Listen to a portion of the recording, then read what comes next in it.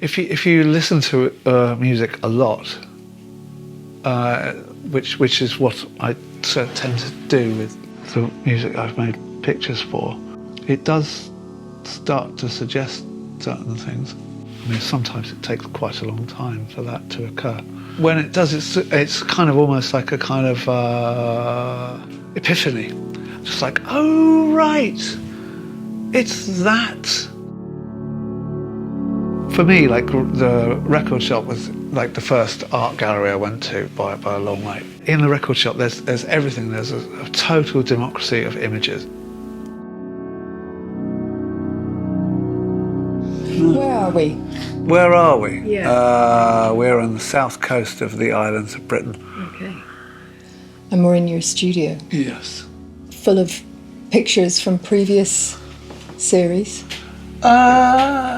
It's just full of stuff that hasn't got anywhere else to go, really.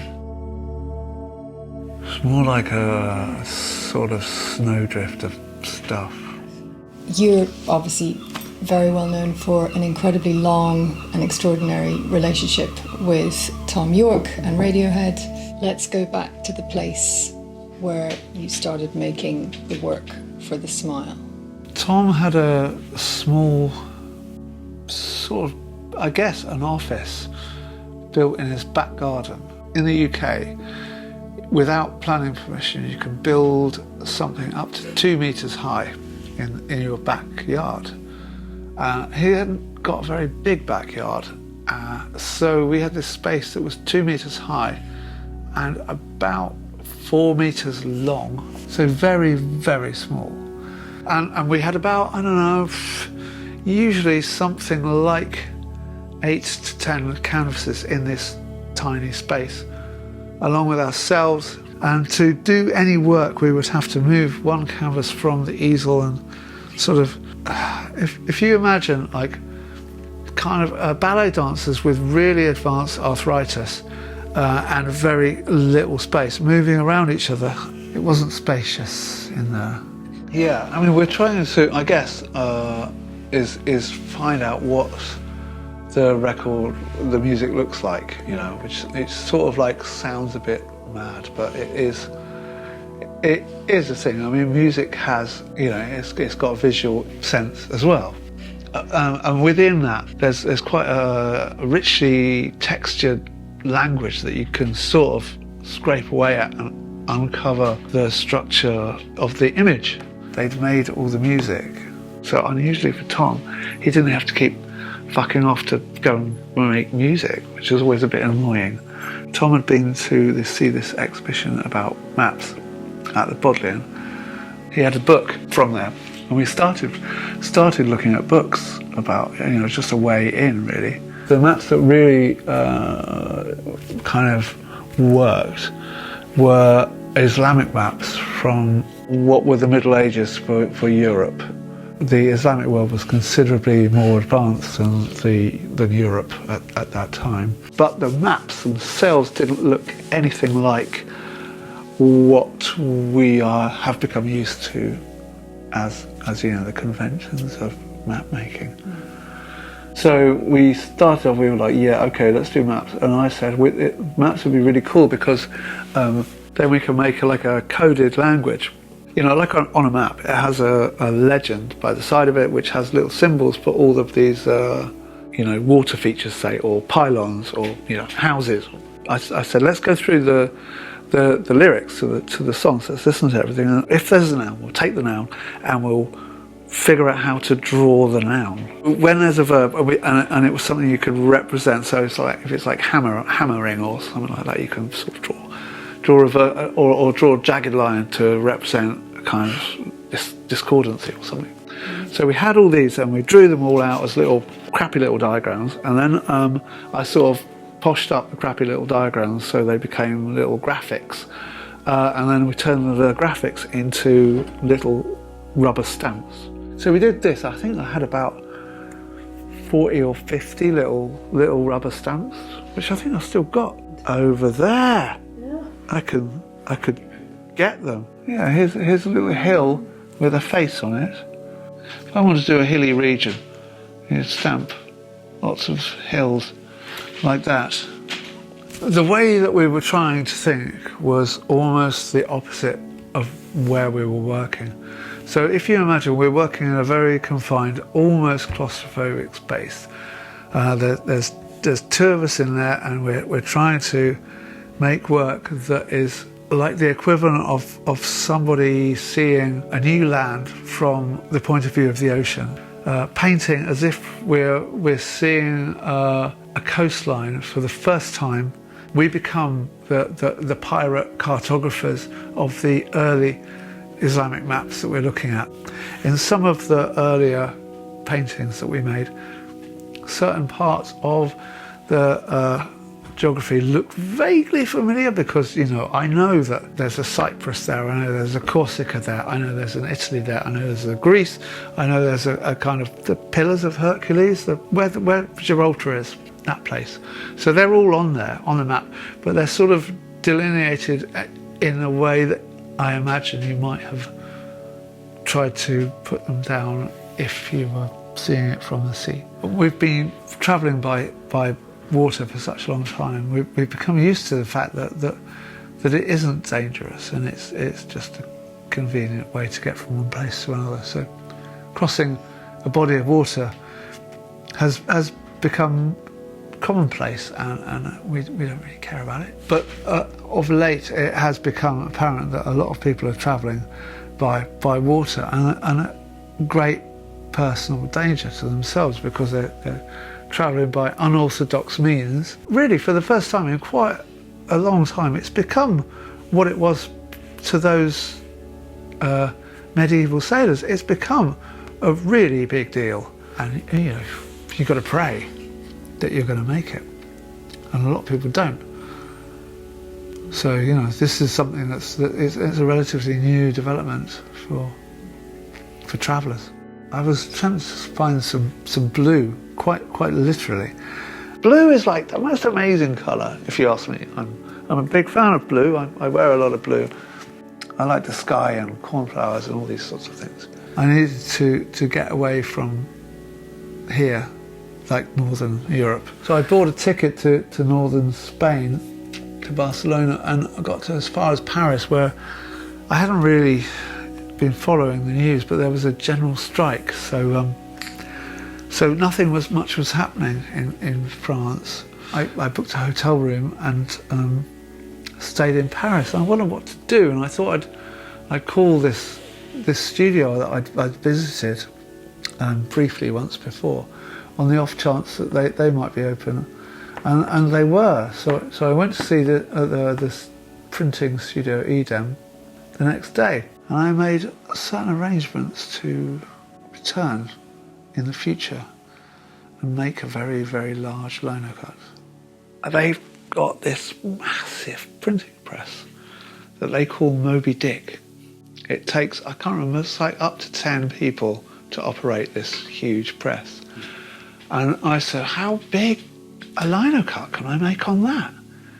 And so they said, this big. They got out this sheet of lino. I've never seen anything like it. It was about the size of this table. It was a big thing. And it took quite a long time. It took about 5 weeks to cut this lino. So I'd been working at Eden for a few days.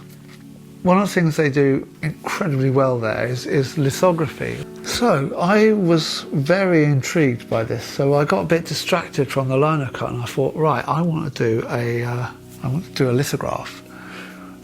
So to do this, I needed to make some drawings, and to do that, I needed to find an art supply shop.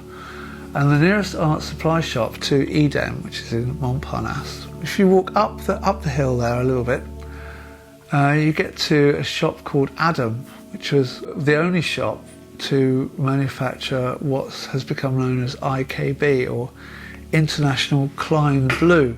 Yves Klein wanted the bluest blue, and Adam, the art shop, they did their best, and they came up with an intense blue, and he made it his own colour, which fair enough. But that didn't stop Adam, the art supply shop, from selling tubs of the pigment to whoever happened to just want to buy. So I did, and I brought it back here about a kilo of this blue pigment. And a friend of mine who's a screen printer, he mixed it up, turned it into a screen ink, and we gilded sheets of paper with like 23.5 carat gold, and then screen printed the International Klein blue onto it. It looks amazing! Things like that are so beautiful like that, they exist in your head as an idea, and you're just like, it's a bit of a leap of faith, it's a gamble. When it works, it's just like, fuck. Yeah, I was working on a new project with James at Tin Man, and really we needed to take a closer look at tapestries and what we could do with them, because we'd made 2 at that point, and it was evident that the technology existed to make these tapestries much more textural than I've seen before. So I took the train from Paris to Ghent. Me and my partner, we met up with James in Ghent. The wind is crazy, it's howling around these sort of neo-Gothic turrets of the old post office building in Ghent. And so and the trains are cancelled, so we have to get ourselves a taxi and drive in a taxi. Forests of silver birch trees just whipping around as if they're just stalks of wheat. It was extraordinary.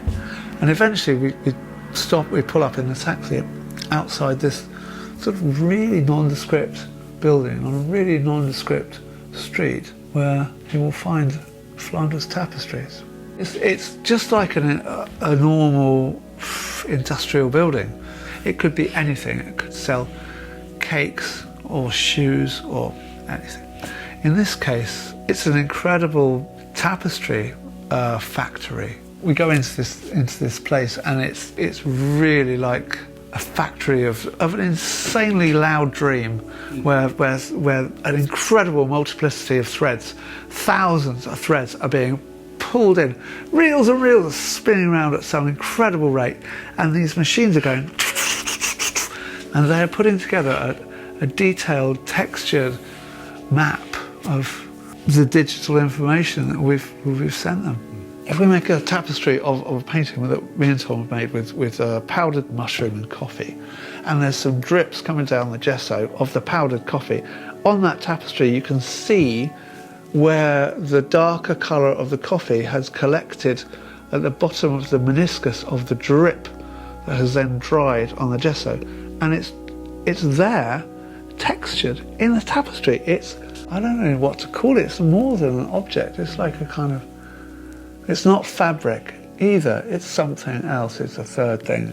What I liked about that is how just the contrast between something so sumptuous, and it's quite a big tapestry. The ones we've done have been 2 meters square. But what I liked is that it begins with kneeling on the floor, actually looking through, different threads, and going, I think this one. Actually no, this one. And I like how little it is, how unimportant it is to go, this orange is slightly nicer than this one.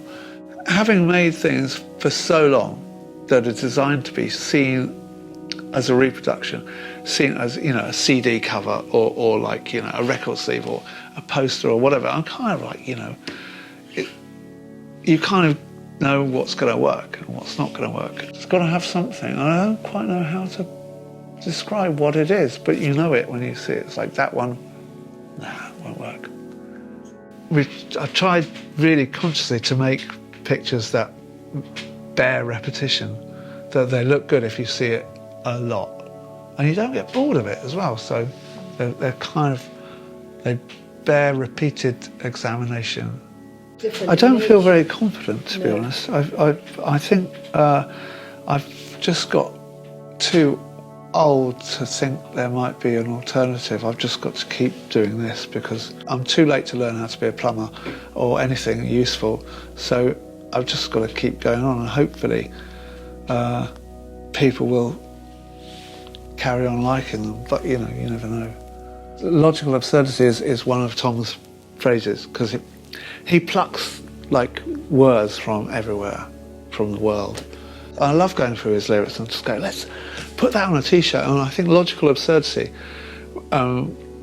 we made some like work jackets, part of the merchandise, like with you know, the smile on the back and a little bit of embroidery on the pocket. It was either printed or embroidered. On the inside of the back it said logical absurdity.